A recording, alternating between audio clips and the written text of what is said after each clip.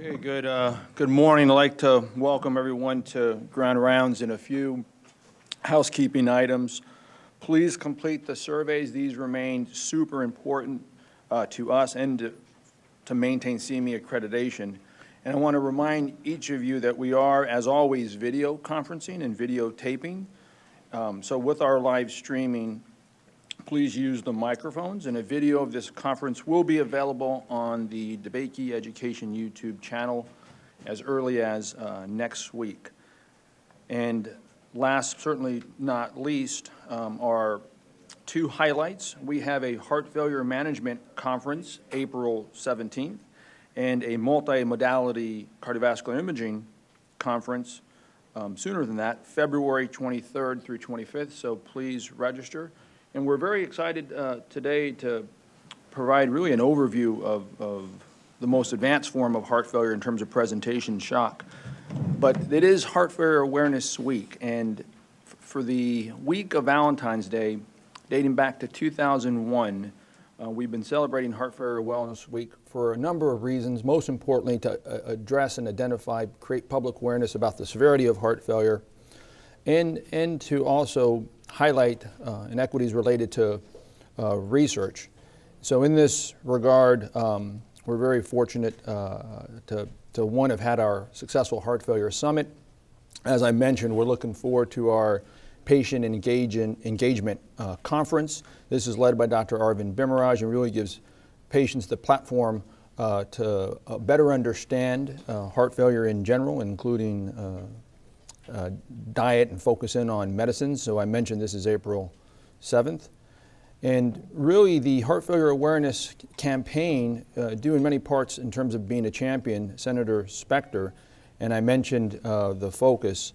And so with that, let's jump into our presentation today, led first by Dr. ASHRITH GUHA, who completed his residency at UT Houston, followed by cardiology in Advanced Heart Failure Fellowship in Iowa, and he's been integral to really our success as a heart failure program, and will be taking the lead to present shock. That'll be followed by Dr. ARVIND BHIMARAJ, who completed his residency training at Drexel University in Philadelphia, followed by cardiology at Cook County and Advanced Heart Failure Fellowship at the Cleveland Clinic. And he too has been integral to our team's success related to VAD and transplant advanced heart failure. So the two of them collectively will guide us in our presentation, and we'll introduce our panel. Guha. Thanks, Terry. Good morning, everyone. So good morning, everyone. The way we will do this is we have a couple of cases which we'll go over and mainly pick our esteemed panelists here. So just to introduce our panels, we have on the far left, Dr. Colin Barker, who's our senior interventional cardiologist with MDCA group, and then Dr. FAISAL MASUD, who's the director of all the critical care units here at Methodist, and Dr. Eddie SUAREZ, who's one of our VAD transplant surgeons and also the director of lung transplant, and then Jerry ESTEP, who's our medical director of VAD and transplant, and now going to be the chief of heart failure at Cleveland Clinic. So we'll get started. So quickly, I'll just go over a few things to begin with. We'll define the spectrum of cardiogenic shock, talk a little bit about choice of support, and then go over the patient cases. So in terms of defining cardiogenic shock, you really have to look at three profiles. One is the pre-cardiogenic shock, where you have hypoperfusion without hypotension. So even though cardiogenic shock for the one in the center is what we all always worry about, which is defined as hypotension with hypoperfusion, where systolic blood pressure is under 90 or your mean arterial blood pressure less than 30 millimeters compared to the baseline, what really starts off, or what we really have to be looking at, is pre-cardiogenic shock, where you have hypoperfusion without hypotension, where patients have cool extremities, they have evidence of end organ dysfunction, where you do have, hemodynamically, they have their pulmonary capillary wedge pressure greater than 15 and their cardiac index under 2. Now, this progresses with time into cardiogenic shock, and then you have another entity called severe refractory cardiogenic shock, which is hypotension with hypoperfusion despite support. So these are patients who are failing inotropic support or mechanical circulatory support despite in all the support, and then consistently being hypotensive. So what are the etiologies of cardiogenic shock? There are multiple ones. The two big categories are non-MI related or non-ACS related cardiogenic shock and ACS related cardiogenic shock. I think this distinction is very important, mainly because the presentation is very different and the reserve that the patients have when they're presenting with shock is very different. Hence, the choice of support in these patients are also different. And as we go through the cases here, I think that will become a little more obvious. And in terms of the cardiogenic shock care algorithm, as you go through from top to bottom, initially it is resuscitation and medical therapy with inotropes or vasopressors, and the other things that you need to address, whether it's mechanical ventilation or etiology-specific medical therapy, which means if you have an ACS syndrome, then you have to get PCI or CABG done soon. And then if you, despite that, if patients are not doing well, then consider temporary MCS. Now, if the patients do not have ACS, then you're really looking at temporary MCS right away. And then if the shock persists and there is no recovery, you're looking at durable VAD, whether it's as a destination or a bridge to transplant, or sometimes just using temporary MCS, bridge patients to transplantation. So again, some suggested indications for percutaneous short-term devices, like we discussed earlier, ACS, whether it's complication of ACS or just ACS itself, and then severe heart failure in the setting of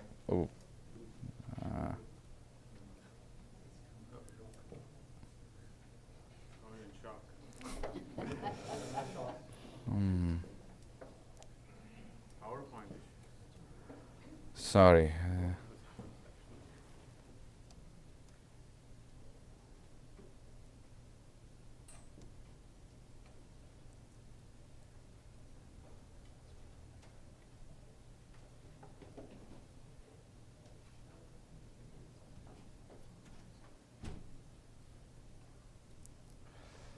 I don't know if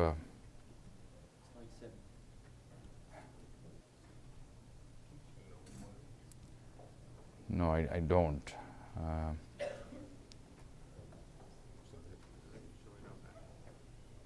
I don't think it's this one, but Looks like this one's going to work.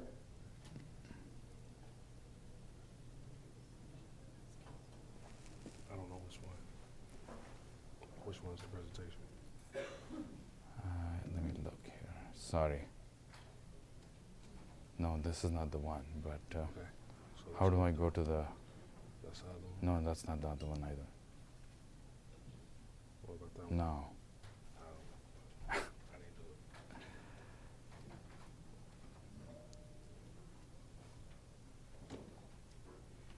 That one probably is the one that is just 215 and 812 AMI.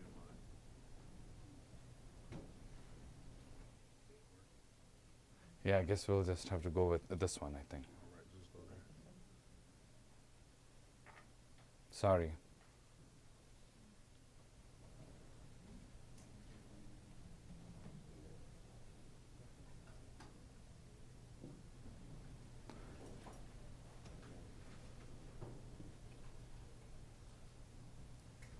So the key aspects of using temporary mechanical circulatory support in use of in cardiogenic shock is, one is timing, where you need early initiation of mechanical circulatory support, the level of support, whether you're adequately perfusing all the organs, and then prevention and management of potential device-related complications. So I think with this introduction, we'll just get into the case.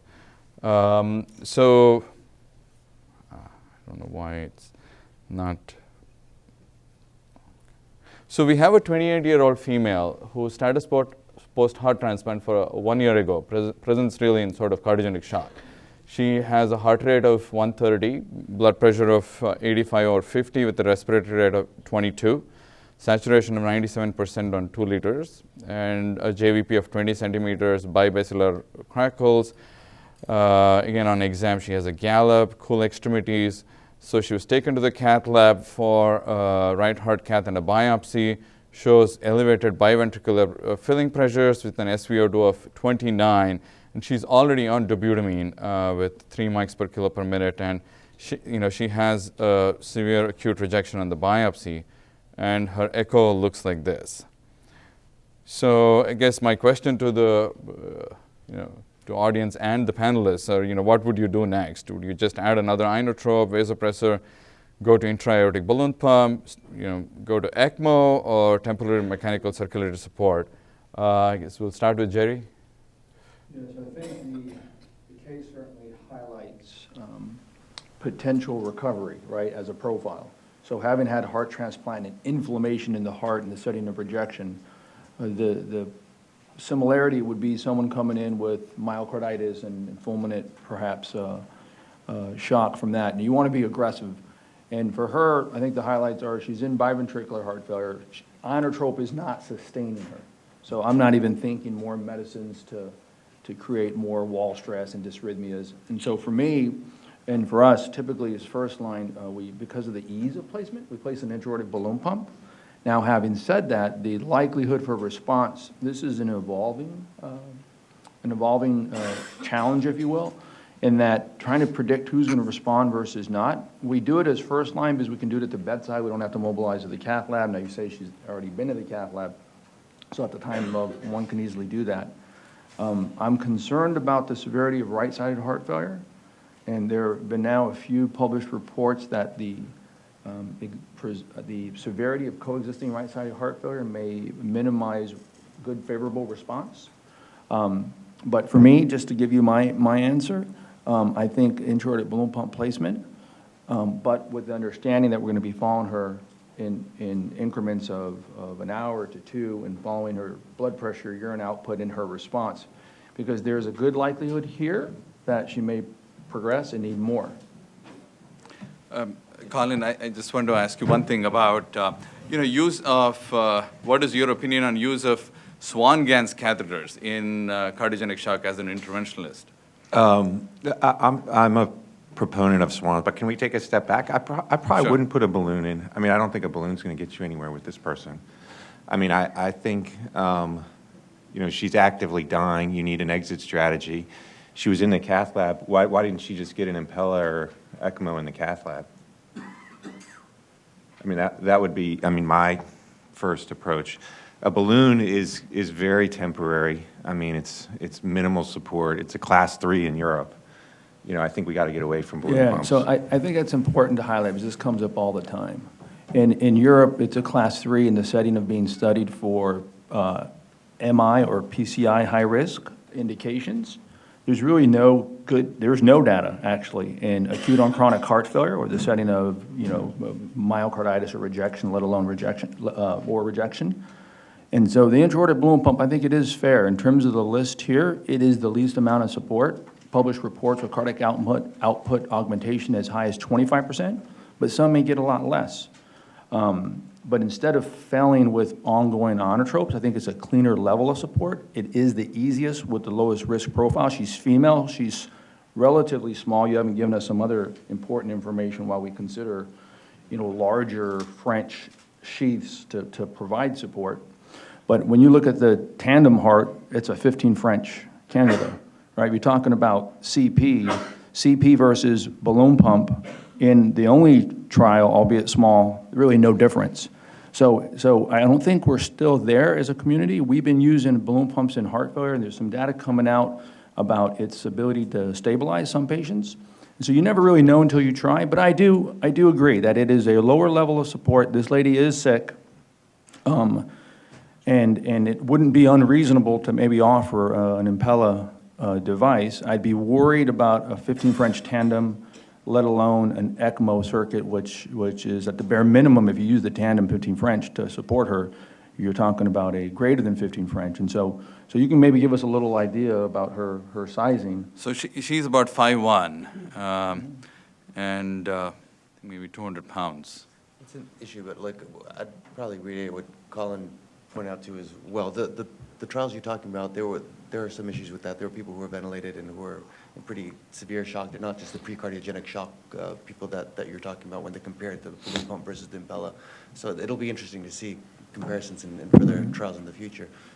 It is much easier to put in a balloon pump, 100% agree. And if someone is there in front of you, needing acute support, that's, I think, a decent first line to place in. If, like you said, you were in the cath lab, though, I think an Impella CP is an excellent choice for especially a younger patient with their vascular. We talked about vascular resistance, which is different from someone who's older, has more atherosclerotic disease.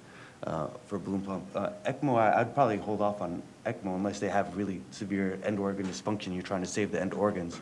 It's going to fight against the heart. It's going to make, I think, unless you unload the heart, it makes cardiac recovery a little. It may strain the heart a little bit more than either an Impella or a balloon pump would. I think that's an important point, because here the concept is recovery. And if you're putting in peripheral ECMO without venting, because you're worried about increasing LVDP as you support the patient with ECMO. I think, Jerry, we'll talk about it in a Good, little bit. Yeah, let's not get into the end of the case. So, she got a balloon pump. She's a little more awake. SpO2 improved for a few days, but really not a whole lot. A few days of balloon pump support? Yes, a few days of balloon pump support. Because her MAPS improved, she started to make a little more urine, but she was still not out of, shock per se, in the sense that she still had some end organ dysfunction. Creatinine did not normalize, and we used this time to actually give her thymoglobulin, and augmentation of immunosuppression to see if she would reverse. And but every time we tried to diurese her, she could not really diurese very well, and she could not tolerate a second, inotrope or a pressor. So despite all the augmentation of immunosuppression, this is how her heart looked. It's just still not moving much. And then, she started to get more short of breath. She started requiring BiPAP pretty much all the time, and this is how our chest X-ray looked, congested, pulmonary edema. So now you have somebody who is failing on a balloon and an inotrope, and with some degree of hypoxia requiring BiPAP support. So I guess again to the panel is what would you do next? Whether is this the time to do? Maybe I'll add in one more option is, we know she has biventricular failure. Should we even consider doing, by Impella or, right and left-sided support? And then just maybe the oxygenation will just get better on its own and or, ECMO. So I think using the balloon pump's okay. As long as you have a strategy of understanding success and stabilization or not measured in order of hours, right, let alone days. So she's actually getting a lot worse. I would want to know the degree of hypoxia. I think ECMO, if you're really very sick and hypoxic or acidotic, is a good strategy. It doesn't sound like she's perhaps there, but that X-ray is very concerning. And I think it is true she has biventricular support needs, but this is right-sided heart failure in the setting of left-sided heart failure from your hemodynamics. So I think the easiest next step, based on her being 5'1", is Impella support. And so I'd be thinking of the Impella CP, which is certainly a lower French size than Tandem or AV ECMO. And I think it is fair to say from the studies, albeit in the setting of PCI or AMI, the Impella CP offers more hemodynamic support than a balloon, and then that's versus considering anticipating needs measured in the order of several days as opposed to hours. Maybe a 5.0, which we know is our most robust form of Impella support, but we need the surgical skill set for a graft in the axillary artery. So Impella CP versus 5.0, I think would be the next best step. Yeah, I agree. The 5.0 would be nice, but of course the issue is, you told me she was 5'1". You do need a 7 millimeter vessel, usually axillary, to place these devices. So someone who's under 5'4", I start getting concerned that the vessels may be a little too small. But if it's possible, and looking at a vessel, that you could definitely consider a 5'0". She has some time, but a CP, someone her size would probably give very adequate support. Dr. Masud, I want your take on ECMO. Here. Yeah, no, I'm going to take a step back. So this is a patient who came with 1 organ failure, is now going to 3 organ failure. You not only have cardiogenic shock, you've got respiratory failure, and your use of BiPAP actually has impact on your intrathoracic pressure and compliance. So if you have weak heart, and you are shoving air down the patient on a full lung, is going to go escalate down. And that's and again, remember what we keep on forgetting is BiPAP is not easy. These are the patients who are thrashing around, who are restless, who's going to fight. So those are a compounding factor. So they exacerbate the whole picture. So you've got renal dysfunction, you've got a patient on BiPAP with respiratory failure, you've got cardiogenic shock, and rest assured they have lines. They're much more susceptible for infection. So in that state, it's a very fast escalation to that impeller. And again, in this patient, if they're going to deteriorate, they may need, depending on the oxygen level, if they don't quickly resolve, they may need CRRT or dialysis urgently.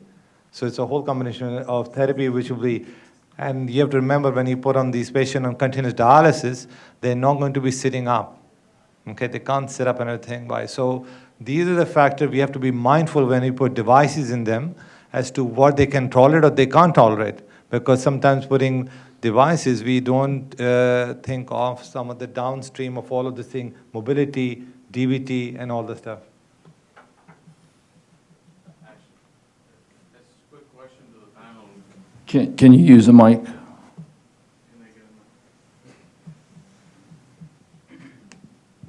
I think, Jerry, you alluded to it very briefly, but knowing that this is a diffuse process, things like myocarditis, transplant rejection, which includes both RV and LV hypothetically equally, she has typically these patients have a restrictive pattern. How would you plan on an upfront BiV versus a stage LV, then follow the RV support? That's where the ECMO discussion comes in, right? So what's the panel thoughts on? Would you take a chance on the RV and hope it does okay with LV support, or would you just go upfront with BiV support? So my take is that if their biventricular failure associated with severe refractory shock, hypotension, and hypoxia, you need a biventricular upfront platform, namely ECMO. This lady was alert, oriented, yes, in heart failure. A high CVP doesn't equal severe biventricular heart failure, needing upfront ECMO. And many patients, if you unload the left ventricle, can get a lot better. Now, patients can change quickly. And so that's why I was interested in the balloon pump as the path of least resistance in terms of complication.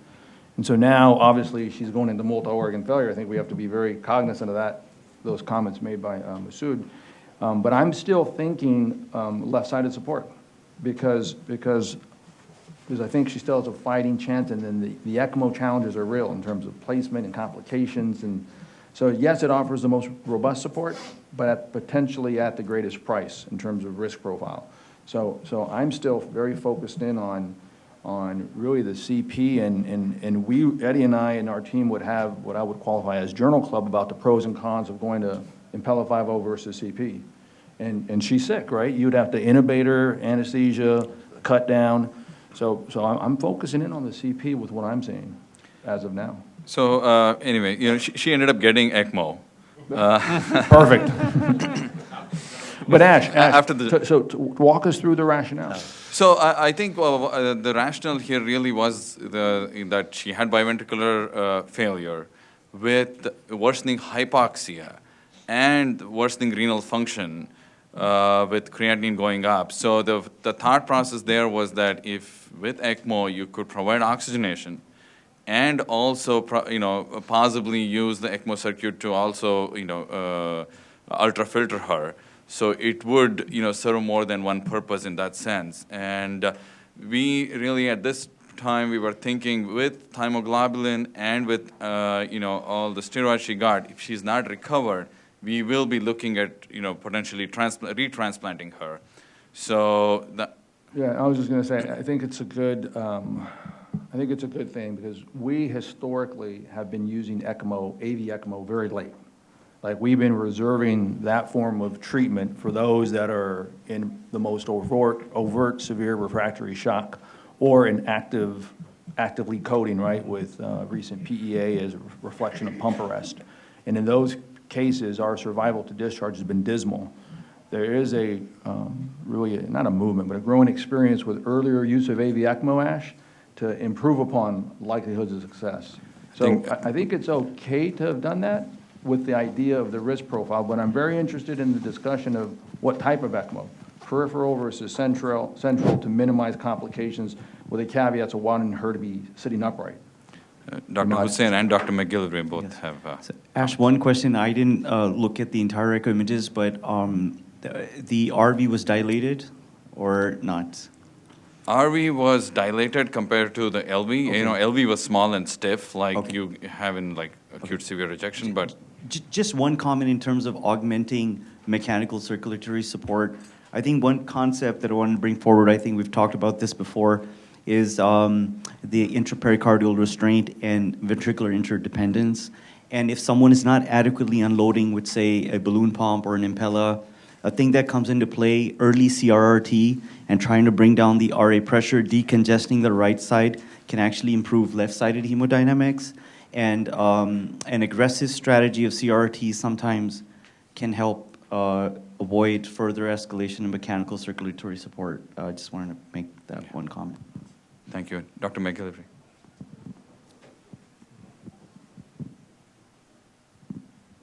Great, and just as Jerry had alluded to before, I mean, the thing to keep in mind with ECMO is that it'll improve perfusion, but it won't decompress the right and left ventricles. And it's very easy to get wooed into that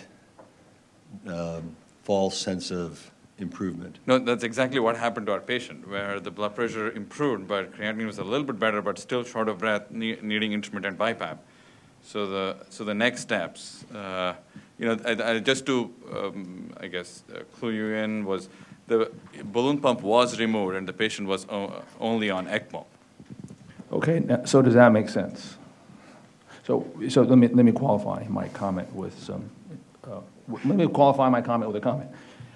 If you're going to put someone, I presume, peripheral AV ECMO, and you know you're going to have a retrograde challenge to a struggling LV who's already in pulmonary edema by clinical features, and you have a SWAN, why remove the balloon, which is going to help keep LV EDP at least at a minimum from going up, if not reduce? And in fact, I think if you're progressing to AV ECMO need on a balloon, you leave the balloon. And I think that's just a sound concept now proven, right, in terms of absolutely. Now I think that it's gaining more acceptance. So I'll just segue into the next couple of slides, and then because Arvind has another case to talk about, we are already at midway through. So just to elaborate more into what Jerry was saying, is that this is the PV loop of somebody with cardiogenic shock, where the red one is somebody with cardiogenic shock and the green is somebody who's normal. So the stroke volume, which is the area under this, is really small. And as you can see here, the wedge pressure, or the LV EDP, is high, but the systolic blood pressure, which is this one, is, I guess I'm not, it is actually low. And I was hoping that it actually comes up here, but is actually low. So then, looking at what happens to patients with, when you put them on ECMO, if you look at this red bold graph here, the stroke, the blood pressure definitely goes up, and the native stroke volume is low, but if you look at the LV EDP, it actually increases. So it doesn't really give the LV a chance to actually relax and kind of recover. And what it does is, because the LV EDP is high, you still have pulmonary congestion and you have pulmonary edema. So then with this patient, what we ended up doing is, we added an inotrope back again, we diuresed, which improved the LV EDP a little bit, but it, again, did not bring it down to where we would want it to be. And then, eventually we got the balloon pump back in, which led to, unloading of the LV. And so just to bring about this concept of now, ECMO with balloon pump or ECMO Pella, whatever, if you're not getting adequate unloading with the ECMO, then you put in an impeller to completely unload the LV. So I just wanted to reiterate that this is really important, that once you put people on ECMO in patients with cardiogenic shock, it does not unload the LV very well, and you really need another, sometimes with just inotropes and diuresis, you do get adequate unloading. So having a SWAN in with a VA ECMO circuit is really important to assess the degree of LV unloading. So I think with this, I'm going to ask Arvind to come and. Ash, while Arvind's setting up, I will ask a question. Given her size and presumed use of peripheral AV ECMO, were there any mitigation strategies to curb leg ischemic risk? Did she have an antegrade sheath? So with all of our VA ECMOs here, we have an antegrade sheath, which is placed by vascular surgery, to make sure the peripheral circulation's, adequately preserved. So Ash, what happened? So, yeah. She has an ECMO balloon. Yeah, so she stabilized, and then, she got retransplanted within a week, and now she's at home. She's at home. Now I remember the case, right? Thanks, Ash.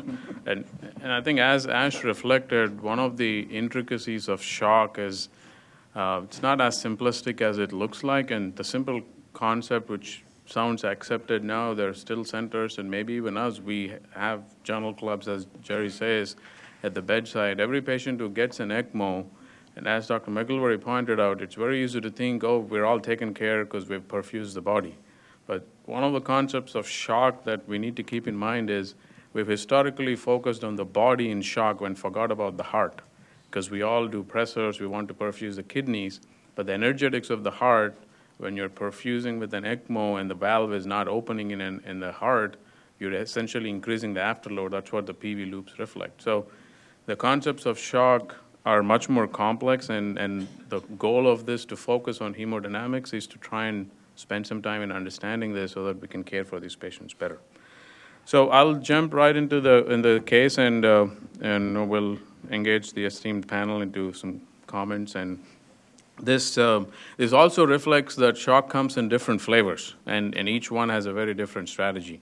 So this was a 72-year-old African-American female, had no past medical history, presented with progressively worsening chest discomfort and shortness of breath for a week onset in a community hospital, were hypotensive in the ER, got some fluids, got put on pressors, and had an acute anterior MI ST elevation, and hence was taken to the cath lab and intervened. And despite that, she was in persistent cardiogenic shock post-reperfusion, and hence she got transferred to our center.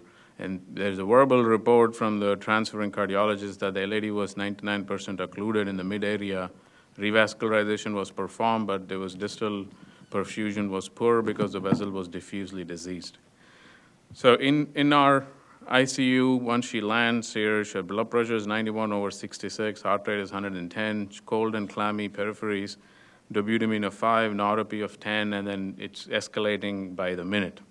And her echo showed EF of 22% previously. So I think, well, I guess we'll move on to the angiogram and see what Colin, this, I hope it projects okay. It's not showing up on the monitor there. The slides? The slides are not showing up on the panel's monitor. I don't see anything glaring. Hopefully Colin doesn't get a neck spasm, but you can No. see the films. No, he's going to have to stand up and look. So these are limited pictures, but I think that's the LAD showing Colin, there a you go. stent in there, but the distal perfusion, and then there's another LV gram I can play after this. But Colin, any thoughts or? I'm just looking, I mean, this is the only view we have. Yeah, that's the only view I'm giving you. Today. I mean, the Prox LAD is still a little hazy, but you have, TIMI 3 flow. I mean, distally maybe TIMI 2, but it's just, I'm just not sure about that Prox LAD if it's totally fixed. Okay. And then the LV gram, Let's see, the LV gram. so we have our... No, there's MR, that's what you're seeing, and then the EF is like 25-30%, sort of global. Yeah, so there's a whiff of contrast going in the wrong place. I think that's the first. And MR is a possibility, and I heard Man Oh, say... yeah, there is. The RV's filling too. Yeah. So, and then this is probably another view of the LV gram. So this is what you have to think about, right? Patient post-MI, persistent cardiogenic shock is a mechanical complication as suggested, but this was neither picked up nor reported on the patient arrived. So when you go back and look at it, so at this stage, so what would you do next? Jerry, what's your next step? So, I mean, yeah, so she's in post-MI shock, and in this scenario, compared to the last one, I'm less enthusiastic about a balloon pump, and you're painting a picture for VSD as a complication, and the proximity to the insult is within days, right, or hours? So it's a fresh MI. Correct. One week, probably, symptoms lasted about a week before she presented. So, certainly a surgeon needs to be on board, but whether they'd be willing to take her in this shape now, I think she needs support to curb this vicious downward cycle you're painting in terms of shock. And so in this scenario with mechanical complication, tandem's intriguing. Now the challenge there is her left atrium may not be remodeled like our heart failure patients. And so getting the inflow cannula in with a transeptal puncture and unloading, you're going to be predisposed to more chatter and indoor preload challenges. That's versus saying, okay, there is a possible VSD, and you can confirm that with echo, putting in an impeller device across the valve to unload. And yeah, you can see it there. So I think she needs support, and I think she needs surgical consultation, but I think she also needs time to stabilize, mediated by a higher level of support. And I think I would, her LV is not that big, so the impeller is going to be challenging, and there is a VSD there. So tandem support, although you have the challenges I've mentioned, are intriguing. I don't think I'd pursue AV ECMO, but one can make a case for that. Before we ask Eddie about the surgical involvement, any thoughts on the echo, any echocardiographers who want to take or call in the size of the VSD or location? I'm not an echocardiographer by any means. I would defer. Dr. Q, what are you? But it looks significant, so I never really understand the I mean, I don't have all the images, but the philosophy of cooling people off and waiting. I mean, for anything. So if I can make a couple of comments, I think, there's a VSD. We see the spectral pattern is typical, the color. But the thing that is important is, do you have a dead heart with a VSD, or do you have a viable heart with a VSD? And right now we're seeing a lot of movement of walls. Viable. And I don't care what the EF is. I mean, the EF is a number at this point in time, I think is of no significance. Its importance is that we see a lot of wall motion, a lot of thickening, and with the limited views you're showing me, we have a viable heart. That happened to be in trouble because of an acute VSD in the presence of an MI, which is a different scenario from having a dead heart, with a lot of damage, which on top of which has a VSD. So from the point of view of looking at the patient and potential for salvage, I think this is the kind of patient that you really want to go aggressively because there's a good chance that you can do good. Yeah, and like now. The whole cooling down thing is a Colin, selection process. So I'm with you. I mean, she's 71. She has a good heart in the presence of VSD with a recent MI. So let's hear from our surgeons. I mean, yeah, she needs the fix. Mm-hmm. That's the fix, but let's hear from our surgeons. yeah, just to give you the specifics, liver failure, total Willi is about 3, and renal failure, creatinine is 2.4. It's not too bad. Intubated. So to first address what Colin had pointed out, there is this old saw that you should wait until the walls stiffen up so it's easier to sew a patch in. And although that is true, and if you wait, the number of patients that will do better at surgery is higher. The number of patients that will get to surgery is very low. So it's a bit of Darwinism that most of these patients, particularly as you described, won't survive to wait.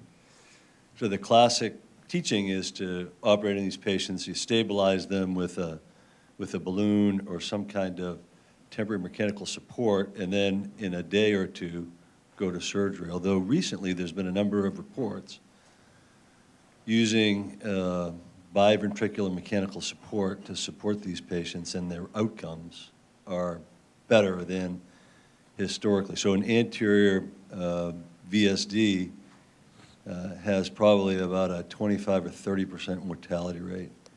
If you have a posterior basal VSD, that's probably twice that. Maybe survival rate's probably 30% in experienced centers. Yeah, and the nice thing is, we're talking about like rushing into the OR. I mean, C-Billy of 3.0. If you can get their body able to survive a surgery, the best shape they can, that's the most important. You do want to save the heart, but the nice thing is, Impella used to be contraindicated for VSDs because people were worried about the shunting, sucking blood from the right and causing desaturation. The nice thing is there is, like Dr. McGillary noted, an increasing experience with people actually putting in Impellas and supporting them quite well and getting them, like you said, it may be some Darwinism, but there do seem to be some improved, anecdotally at least right now, improved outcomes if you can get them in a good condition to get through surgery first of all. So it is now a good, I think a very legitimate option that needs to be. So today, neither of you are taking this patient to surgery? And of course, it's a Friday evening. Yeah. And it was actually Friday evening. No, but I think that's important to highlight because, Colin, yes, that's what we want. No, they're not going to surgery today. You have a patient in shock. Yeah. So we have to do something to support her to give that patient a fighting chance. If she goes to surgery today, she probably won't be. Agreed. Yeah. So along those lines, we have to make a decision today on what device. I mean, it sounds like a biventricular Impella, right? Or you could Or start, I would just start with a simple Impella, honestly, and see how that does. If she has no right heart failure and it's just because of VSD, you could put an Impella, see if it supports it enough for sure. So I think, as Jerry pointed out, we have all these discussions, and I don't think any surgeon will or should take the patient in such a shock state. But I also want to come back to the reason why Ash and I are using this pressure volume loops, and just FYI, this is a simulation called as Harvey, which is a textbook written by Dan Burkhoff, which is a very good educational tool to make us think about the heart and the body as two independent entities. Because looking at the pressure volume loops here, I think before this app, we probably didn't want to think about PV loops because they're kind of nightmares in med school to remember. But the certain things that get reflected are important. As Ash pointed out, this is a normal pressure volume loop. The pressure volume loop is a single cycle of the volume and pressure at the same time. So this axis is volume and this axis is pressure. And informations like MVO2 is oxygen consumption of the heart. Information like cardiac power output are not easily available unless you think about these in this context. So and when a heart is in shock, this lady had an acute MI. It's an acute insult. It's an acute heart failure. Before even the VSD is thrown into the picture, she's not able to. Her walls looked okay, but the anterior wall was not well perfused. So you'd reduce the output of the heart, and it becomes a curve on the onto this side of the curve. Also, this line represents contractility. So this contractility line is much lower, showing that the LV is not contracting well. Now, if you throw in a VSD, and what's very fascinatingly represented is a VSD is a afterload reduction of the heart. In one essence, the myocardium likes it. And that's where Dr. Q was pointing out, MR and VSD will make the LVEF look better because it's unloading. So if you go purely by the heart, in fact, you'll notice later on when we unload the LV with Impella or any other device, it actually moves towards the left this way. It gets a little more triangular. But in here, in one essence, the LV is loving it because it's not fighting against the load, but the body is not getting enough perfusion.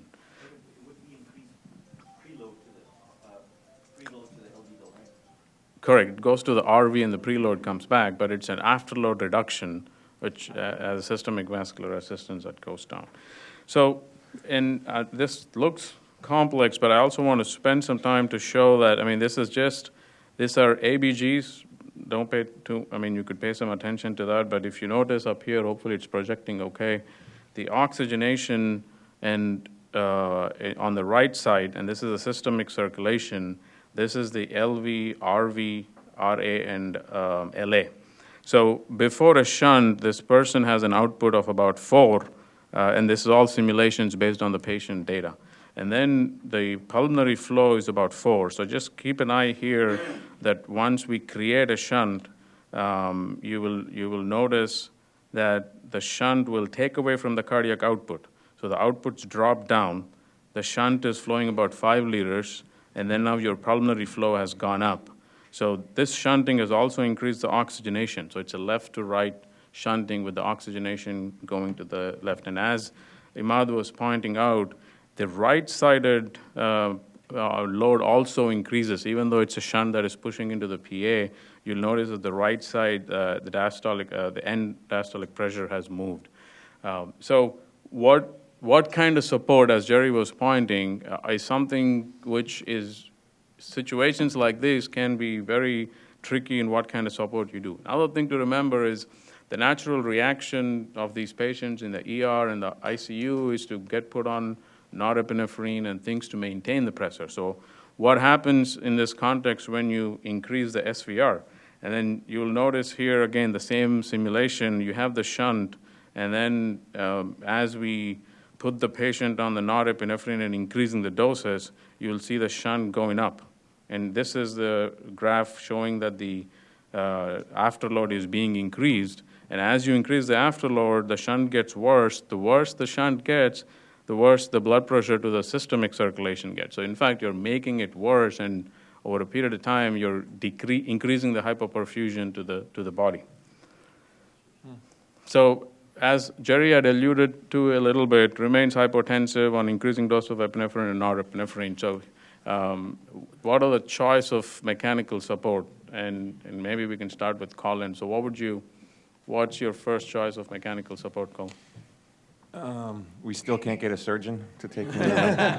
So the answer, you have to accept this and move on. No, there's no surgeon that's taken this patient to the OR to get it off your clock. Then I would go ahead and try BiV Impella. BiV Impella. Okay. Dr. MASUD, ECMO or? It's not right now. I mean, shock liver, I mean, that's a certain death if you put an ECMO on this patient. They will bleed to death. Well, I mean, I will go with Dr. Barker. So Eddie, BiV Impella? I would start just with a regular left-sided Impella and titrate it to the peripheral oxygen saturation to try to mitigate the right left shunt. If that's not enough, you can go to biventricular support. But I think the left-sided may just be sufficient, especially if it's no ischemia to the right side. If it was all a left-sided, like LED insults. Jerry. So given you're not fixing the shunting, I think you need biventricular support. Your options are either Impella on the right and on the left, or AV ECMO for both, with venting or a SWAN strategy to ensure LVDP doesn't go up. She's 71, and she's probably smaller, and so a peripheral AV ECMO has its challenges. So I'm agreeing with Colin along those lines. And I see Dr. Neil Kleiman back there taking notes on pressure volume loops. I'd be interested to see what he says. Dr. Kleiman, what are your thoughts? Support? Yeah, probably the pressure volume loops we should. About what to do, most important. Yeah, the patient, the PV loops we should reserve for later. Well, look, when I come home late and I'm hungry, I open the fridge and I grab what's at arm's length. This is no different. You've got a patient who's got a big hole in their septum, who's pumping from what looks like a reasonably intact LV to the right side rather than to the aorta.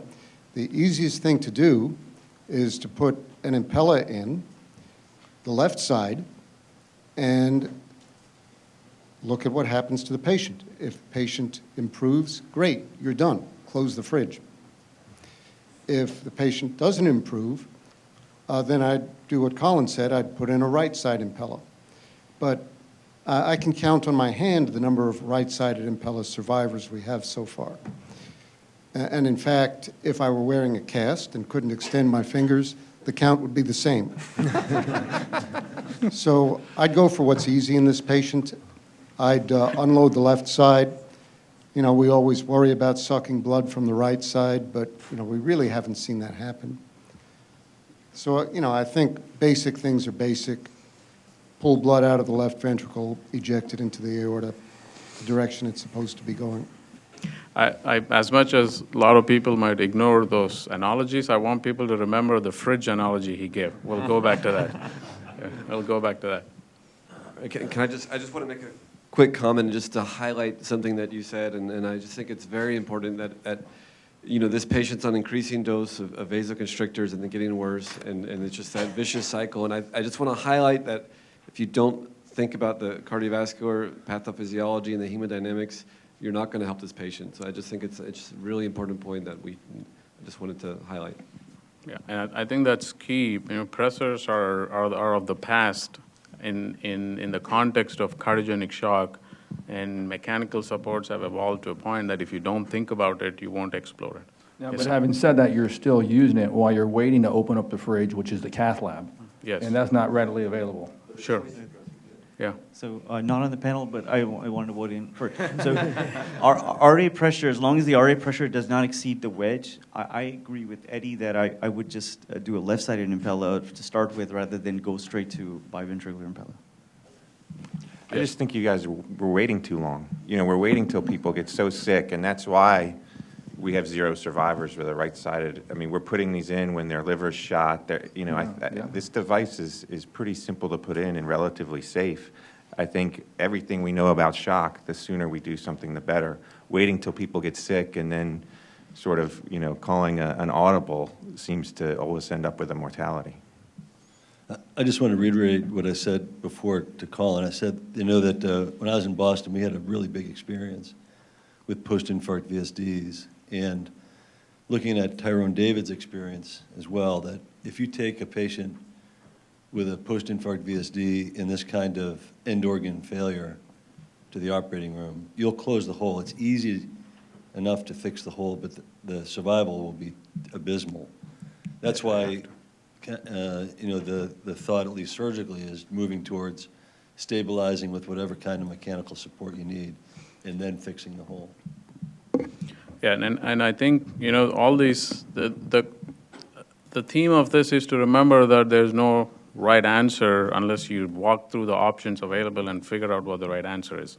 So we talked about balloon pump and ECMO, tandem, Impella. I think all these options were thrown out. Maybe ECMO was not as an option by the panel, but ECMO, peripheral ECMO is probably one of the easiest to put in at the bedside compared to mobilizing the cath lab and doing a transeptal. So with the interest of time, I'm not going to go into too much specifics, but as much as historically balloon pump was considered as an afterload reduction agent, look at here, this is the VSD state. You put in a balloon pump, it's barely changing any. And the balloon pump is an augmenting agent in the context. You need some cardiac output for you to augment. So when you're shunting everything to the right side, it's probably not the most robust. But again, if you reach into the fridge and that's the only thing available, that's better than pressors. Same thing with ECMO. What's actually interesting in ECMO is if you put the patient on ECMO, and you'll notice up here in the shunting that you can increase the afterload. If you're not venting the LV like we talked before, if you increase the afterload, you're actually increasing the shunt here. The shunt has gone up to about 6 liters compared to 4 liters. So ECMO might be lucrative and easy to put it in, and you'll take over the oxygenation, but you are continuing to shunt to the right side. And I don't know how that factors into whether you're expecting the tissues to heal up or friability or not. I think that's another important concept to remember. So you don't need the tissues to heal up to fix it. I mean, the way I hope I didn't misstate. You don't need the tissues, and you shouldn't wait for the tissues to stiffen up. The way that we fix these is to put a big endo-exclusion patch on the inside. So the condition of even though the VSD can be relatively small, the infarct is usually very big. So you want to line the inside of the ventricle with a patch. So it doesn't really matter what the tissues look like. Yeah, but I think it's actually keen to note that by putting in an ECMO, you're worsening the shunt from left to right because you're increasing the afterload on the left side. Now, as we talked about Impella and Tandem, if you put in an Impella in this patient, you actually do unload the LV and you decrease the shunt. It goes down to about 3 liters. And if you put in a Tandem, it actually unloads the LV also, probably about equally. Maybe the simulation throws in shunt to get down a little more. Now, what we, and then I'm going to skip this, but if you actually do the math, you can see that in the balloon pump, the VSD shunt doesn't really move much from 4.9 to 4.5, and then the systemic perfusion is actually quite low. At Impella 5 and Tandem are probably similar. Now the QPQS becomes a little tricky because the systemic flow is, if you do the cardiac flow, then it's going to be very high. But if you add the VAD flow, it kind of becomes irrelevant at this stage for us to talk about. So what we ended up doing was a Tandem, and the rationale was that with the LV that you saw, it's still a thicker anterior wall, and it was hyperdynamic to some extent with a VSD that's unloading. Putting in an Impella into an outflow track, can be wrought with issues in the context of positioning. And with that reasoning, we ended up doing a Tandem heart. And Tandem heart is where you go transeptal into the left atrium for those who don't typically deal with it. So you're not in the LV, but you're still unloading the LV indirectly by sucking out the blood from the left atrium and pumping systemically. It is a big French catheter, like Jerry pointed out, so we did end up doing a distal perfusion catheter to maintain the flow, because you can port off the Tandem, in an essence, so that you're perfusing the distal flow of the patient. And another concept that Ash alluded to actually plays with Tandem too. So this was this gentleman who had, or this lady who, once after we put in a Tandem, because you're unloading from the left atrium, there's not much blood coming out of the aorta. So had no pulsatility on the aorta, had a perfusion pressure of 84, just like a continuous flow pump. And then we added milrinone to promote some amount of pulsatility because you want the aortic valve to open to an extent. And that to an extent is what Ash talked about when you have an ECMO, when you don't let the aortic valve open. And this is an example actually of an ECMO patient. You'd notice that this was a patient who came over to us had an ECMO in another institution. But when you take her to the OR, look at all the smoke here. The aortic valve is not opening as much, so you're not washing the LV. And then you put this patient, actually this was on milrinone, just by increasing the contractility, we were able to open up and clear everything. Of course, this gentleman ended up having a devastating stroke by the fact that you're promoting clots. So these are hemodynamic concepts which are extremely important to know and tailor for each patient. And I'm not going to go into the aspects of VSD repair. There was a good discussion. We'll wrap up just talking a little bit about what we need to do for shock. But it's key to recognize that maybe we've not been doing that as much as a good job in mechanical support of the VSD patients to get them to a point that they're better surgical candidates, and that's a strategy to promote. But wrapping up about cardiogenic shock, and Ash mentioned briefly, but the outcomes for cardiogenic shock are still dismal. And most data comes from STEMI population. If you look at non-STEMI population, data is limited, and there's not many registries that have looked into it, but you're still hanging out around about 30-35%. This is STEMI data. This is ICU data from Europe, which is still about 50% mortality. That's very high. Now, myocardial infarction and shock has had a lot of impetus and and focus in trying to improve outcomes. The pathophysiology just suggests that it's a slippery slope, and as I suggested, the body is in shock. At the same time, you have to remember the heart is in shock, so you want to protect both with the strategies that we talked about. Essentially, it's a sinking ship. And I was taught very early in my internship saying the moment you perceive a sinking ship, make your phone calls and pull everybody in so that you're not alone.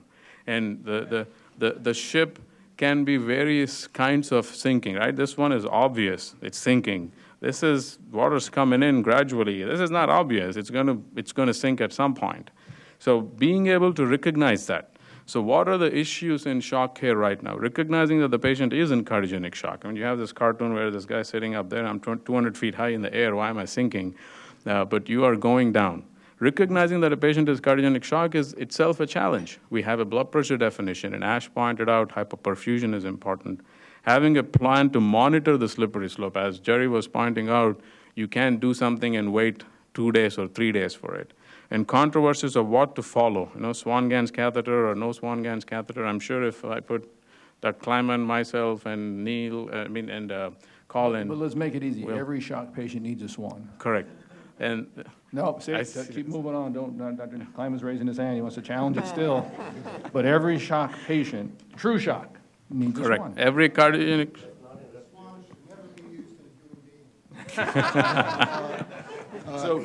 And in most cases, nor should an arterial line, because, as I think Arvind has pointed out between the lines, we're so conditioned to treat every patient according to a single algorithm with the same drugs, whether they help or hurt. These things make us do really stupid things, myself included. Excluded.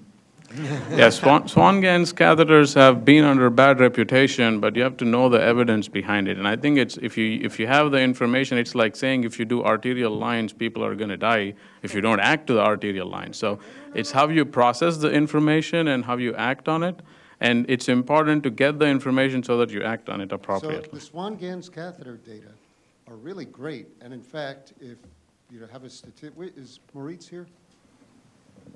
So the first clinical use of the propensity score was in Connor's study of the Swan-Ganz catheter.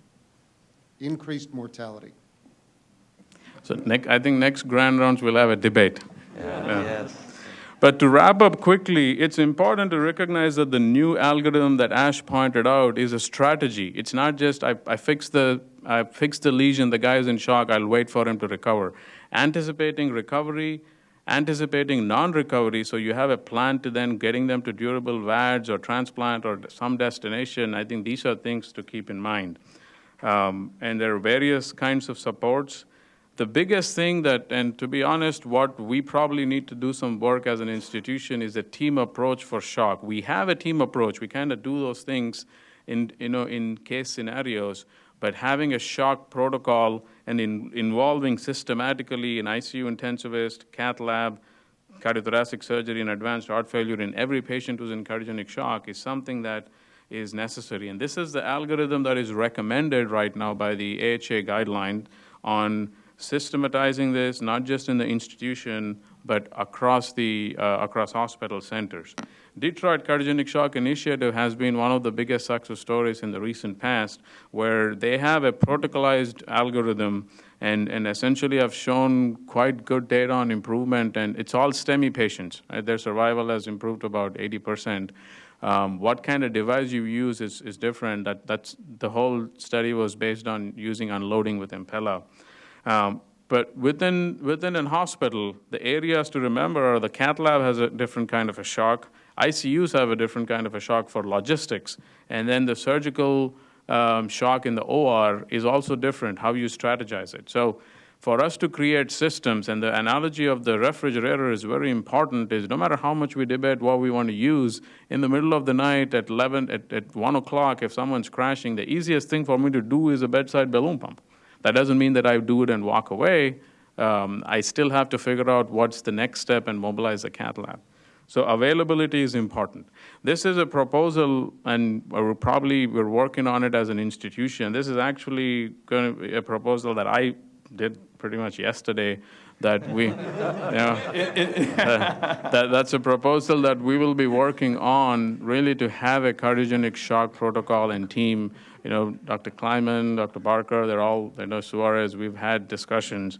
But essentially, you want to target into a shock team here with the heart failure cardiologist, interventional MCS interventionalist, because you need to be able to put in the mechanical circulatory support and not an interventionalist just doing PCIs and other procedures. And then, of course, ICU is integral to it, creating some metrics. And beyond that, I think as a system, we need to have protocols which actually are able to manage people across the systems as a shock initiative. Because if someone's crashing in West Houston, it's not easy just to transport them within 10 minutes. So you got to know how to standardize care. Nadia is, looking at me, and it's real, because if someone's crashing over there, how do you standardize, how do you optimize before we transfer them over here? So this is all more to come, but our goal and hope is to promote discussions of shock, and it's under the realm of heart failure. It's a multidisciplinary approach. In the past, shock was all about cath lab and intervention, and I think that's not the only area. It's an interdisciplinary approach under the realm of heart failure, which includes a lot of the specialists up there. Thank you.